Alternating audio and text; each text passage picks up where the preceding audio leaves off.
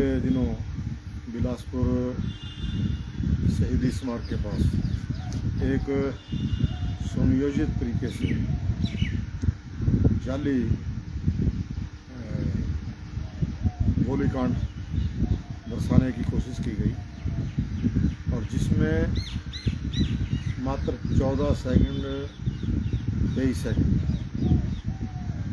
जो है उस कृत्य के बाद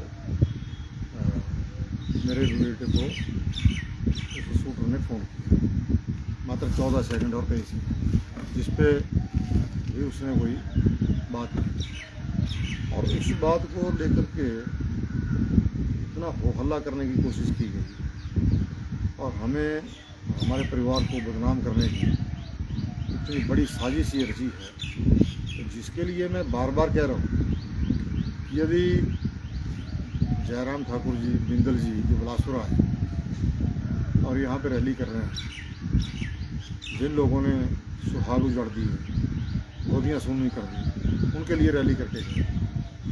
अब मैं उनको कह रहा हूँ कि ये जो 20 जून का जो कांड है, जिसको उन्होंने कांड बनाने की कोशिश की, वो और जो 23 फरवरी को मेरे ऊपर जो जानलेवा हमला हुआ, ये दोनों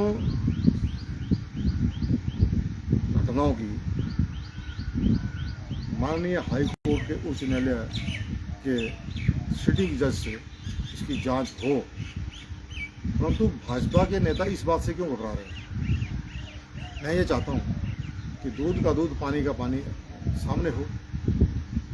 जिन लोगों ने हरियाणा से शूटर मंगवाए मुझे मारने के लिए और जो सीसीटीवी कैमरे की फुटेज में आए, वो गोली नहीं चला सके लेकिन आए थे, वहाँ पहुँच गए थे। इन लोगों ने मेरे ऊपर हमला किया तलवारों से, डंडों से, रॉडों से, मेरी रीढ़ की हड्डी तोड़। उनमें से अभी भी शूटर गायब है, 5 महीने में शूटर नहीं पकड़े गए। मैं हिमाचल प्रदेश के डीजीपी साहब से कहना चाहूँगा कि दिन दिहाड़े वो घटना हुई है, वो शूटर आज तक क्यों नहीं पकड़े गए? और ये जो घटना नहीं हुई, जिसको घटना बनाने की कोशिश में लगे हुए हैं कि एक शूटर किसी को गोली दाग रहा है,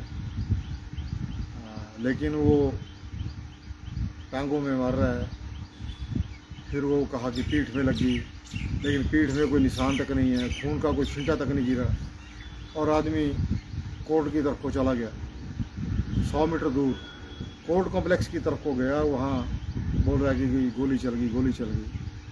तो जिसको गोली लगती है उसका क्या हाल होता है वो जनता जानती है। वो नीचे नहीं गिरा, वो घायल नहीं हुआ। 3 घंटे के बाद डॉक्टरों ने उसको फिट घोषित कर दिया कि बिल्कुल ठीक है, और स्वयं उसने जो है प्रेस कॉन्फ्रेंस कर दी।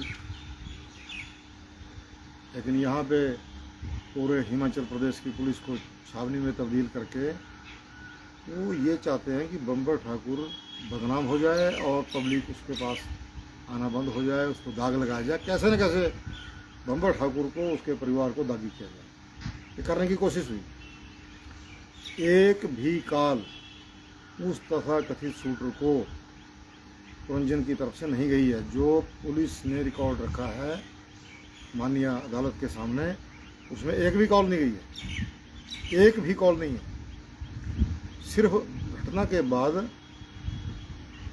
उन लोगों ने जिन्होंने ये घटना का ड्रामा रचा था, उन लोगों ने कॉल करवाई है पुरंजन को, वो भी 14 सेकंड और 23 सेकंड ये है। तो पहले कहते थे कि जो 200 काले हैं, 400 काले हैं, लेकिन रिकॉर्ड प्रस्तुत किया तो 4 काले, वो भी सेकंडों में।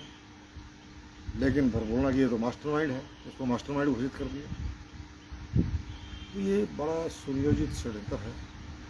मैं पुलिस की कार्रवाई के ऊपर कोई सवालिया निशान नहीं उठाना चाहता, क्योंकि कार्रवाई चल रही है। वो अपने स्वतंत्र हैं, वो कार्रवाई करें, उनकी क्या मजबूरी है, क्या खुशी है, वो अपनी कार्रवाई करें। पुलिस और माननीय कोर्ट के बीच में हम नहीं आना चाहते, लेकिन भगवान बैठा है। आदमी जो चाहे वही हो जाए तो ऊपर वाला किस लिए है? तो भगवान के दरवाजे पे देर है, अंधेर नहीं है। सच्चाई सामने आएगी और इसके लिए मैं तो यही चाहता हूँ कि हिमाचल प्रदेश के हाई कोर्ट से डिमांड करें भाजपा नेता। मैं भी डिमांड कर रहा हूँ, तो लिखित तौर पे दी है हमने, मुख्यमंत्री जी को लिखित तौर पे दिया कि आप कार्रवाई कराएं, तो वो भी नहीं करा रहे हैं। उनको ये मामला हाई कोर्ट को भेजना चाहिए, न्यायिक जांच के लिए भेजना चाहिए, ताकि षड्यंत्रकारियों का पता तो चले कि षड्यंत्र शुरू कब से हुआ। कभी कहा ये तो रेलवे बार है कि रेलवे में काम कब आ रहा है। कौन आदमी उनमें से जो रेलवे का काम करता है? कोई काम नहीं करता। काम करे तो हिमाचली हैं, बिलासपुरी हैं, काम करें, किसी को, हमें तो कोई आपत्ति नहीं है। वहाँ पे भारतीय जनता पार्टी के रणधीर शर्मा के लोग काम कर रहे हैं, यहाँ बिलासपुर के विधायक के लोग काम कर रहे हैं, राजेंद्र गर्ग के लोग काम कर रहे हैं, कटवाल के लोग काम कर रहे हैं रेलवे में। हमने किसको रोका? और हम रोकने वाले हैं कौन? हम कहाँ पावर में है? मेरे पास तो कोई पावर नहीं है रोकने की। हम तो सिर्फ डिमांड ये करते हैं कि पंजाब के जो रसूखदार लोग हैं, जो कारोबारी हैं, वो बिलासपुर के अंदर बिलासपुरी में हक ना खाएं, बस इतनी सी बात है। और हमने किया तो ना ये लड़ाई कोई कारोबार की है, ना कोई और लड़ाई है, ये तो सिर्फ राजनीतिक षड्यंत्र है मुझे राजनीतिक रास्ते से हटाने की, सिर्फ और सिर्फ ये षड्यंत्र है। और ये षड्यंत्र हर बार चुनावों से पहले रचते आए हैं। अब इनको डर है कि ये 9 विधायक उनके ऊपर फैसला आने वाला है, और माननीय हाई कोर्ट से भी जो है वो बड़े तेज़ी से जो मैंने केस किया है वो फैसला आने वाला है। तो इससे पहले ये लोग चाहते हैं कि भाई चुनावों में बम्बर ठाकुर को आने वाले समय में फ़ायदा न मिले, इसलिए कोई ना कोई दाग इसके ऊपर लगाए। ये केवल और केवल दाग लगाने के लिए सुनियोजित षड्यंत्र है।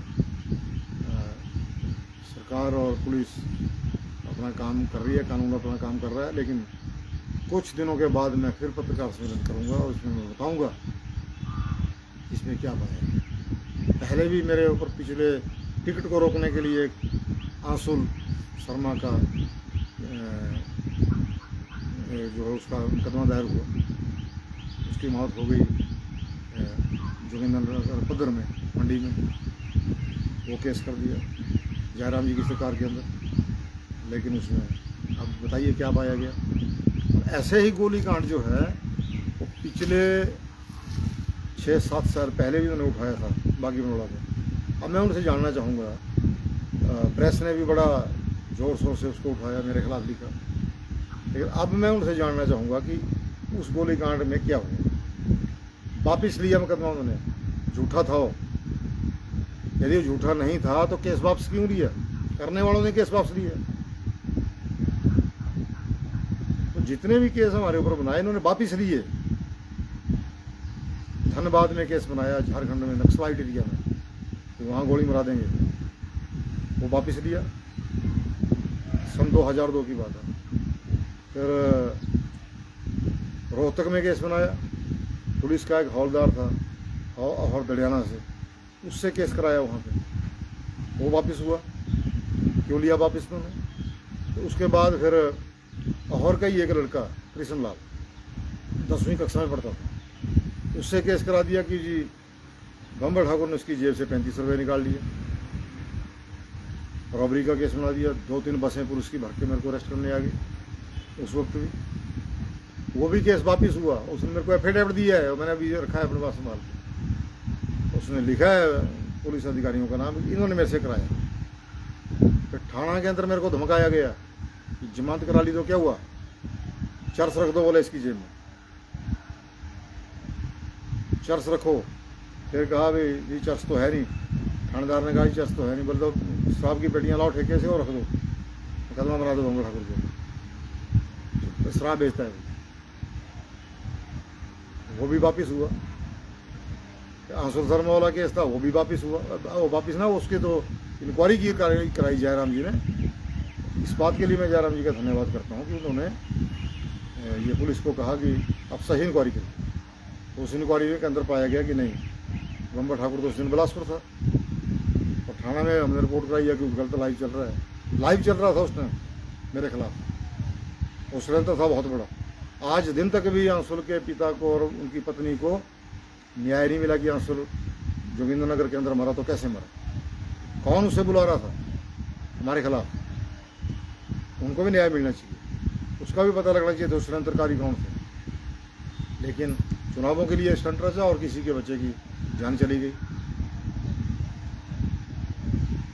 तो इस प्रकार की घटनाओं को ये लोग अंजाम देते रहे हर चुनाव से पहले, और फिर भाजपा के बिलासपुर के नेताओं को चैन नहीं आई, फिर गए मुख्यमंत्री जी के पास कि नहीं जी ये तो इंक्वायरी ठीक नहीं हुई, पुलिस ने ठीक इंक्वायरी नहीं की, अब फिर इंक्वायरी कराइए। उन्होंने फिर वो CID को दे दी। CID ने भी बोला कि नहीं बम्बर ठाकुर तो कहीं दूर दूर का रिश्ता नहीं है, और तो बिलासपुर में था, और ये घटना जो है वो मंडी के अंदर हुई, उसमें भी कुछ नहीं पाया गया। जिस बच्चे के ऊपर पुरंजन ठाकुर, जिसको ये ऐसा घोषित करने की कोशिश कर रहे हैं जैसे कोई भिड़ रहा हो रहा है, तो जिसके ऊपर आज तक थप्पड़ मारने की भी शिकायत नहीं है 23 वर्ष की उम्र तक, उस बेटे ने समाज के अंदर अपना वर्चस्व बनाया है। किसी भी माता, बुजुर्ग, बच्चे की कोई शिकायत किसी पंचायत में, किसी थाना में, किसी अदालत में उसके खिलाफ नहीं है कि थप्पड़ भी मारा हो किसी को, बुरी नज़र से भी किसी को देखा हो। और ऐसे कर करके जो है वो अब परिवार को इस तरीके से तबाह करने पे तुले हैं कि हम मार्केट में न चल सकें, लोग यहाँ ना आ सकें। लेकिन जितना ये करेंगे, ऊपर वाला जो है सबको देख रहा है, और जनता जो है वो भी सब कुछ जान रही है, देख रही है। तो मैं आपका जो है वो बहुत दिल की गहराइयों से धन्यवादी हूँ। आपने मेरी आवाज़ को जनता तक पहुँचाने का जो कार्य किया है, उसके लिए मैं आपका बहुत बहुत धन्यवादी हूँ। अंत में मैं यही कहना चाहूँगा कि जिस भी किस नेता को, चाहे वो भाजपा का है चाहे हमारी पार्टी का है, जिस किसी को भी शक है, जो कोई भी चाहता है कि सही जांच हो, सच्चाई जनता के सामने आए, वो न्यायिक जांच करवाने से ना घबराए, न्यायिक जांच कराए। जो भी दोषी होगा, जहां भी होगा, तो जेल की सलाह मिल जाए। और यदि षड्यंत्रकारियों ने षड्यंत्र रचा हो तो वो भी सामने आ जाएगा। लेकिन घबरा क्यों रहे हैं न्यायिक जांच कराने से? फिर लोग जमाल के साथ फर्स्ट कॉल हुई, मुझे मारने के बाद उन्होंने कहा कि हमने बम्बर ठाकुर को मार दिया, तो होगा जल्दी एम्स में आ जाओ। विशाल जो होता बोला जल्दी एम्स में आ जाओ। एम्स में जो है वो नड्डा जी की सभा में लोगों को बिठा दिया, वहाँ से गिरफ्तार हो रहे हैं। क्यों नहीं उनको बुलाया जांच के अंदर? अब तरलोक जमाल जी कह रहे हैं कि जी मेरे को तो 20 दिन पहले पता था कि बिलासपुर में ऐसा होने वाला है, क्योंकि उसको वो ताना बुना उसने रचा है खुद। खिलौना नुमा ना वो पिस्टल है, ना वो देसी कट्टा है, ना वो रिवॉल्वर है, वो क्या चीज़ बना करके लाया जिसने, जो पटाखा करता है जैसे एयरगन करती है। एयरगन भी यदि किसी आदमी को ढंग से जगह लग जाए तो भी आदमी चल रहा है। शूटर कहाँ जा रहा है? जहाँ पे उसके दोस्त बैठे थे उनके पास जा रहा है पैदल। और जो गोली कांड का ड्रामा रच रहा है वो कोर्ट की तरफ को चला गया, जी मेरे को तो गोली मार दी। वो कैसी गोली है जो जिससे ना पीठ पे निशान पड़ा, ना को खून का छिंटा निकला, ना को चोट आई। ये सारे जांच के विषय हैं, और ये सारी जांच निष्पक्ष हो तो निष्पक्ष जांच जो है वो हाई कोर्ट के सीटिंग जज ही कर सकते हैं। इसके लिए भाजपा के नेताओं को, जयराम जी को और बिंदल को घबराना नहीं चाहिए। मैं नहीं घबरा रहा हूँ, वो क्यों घबराए?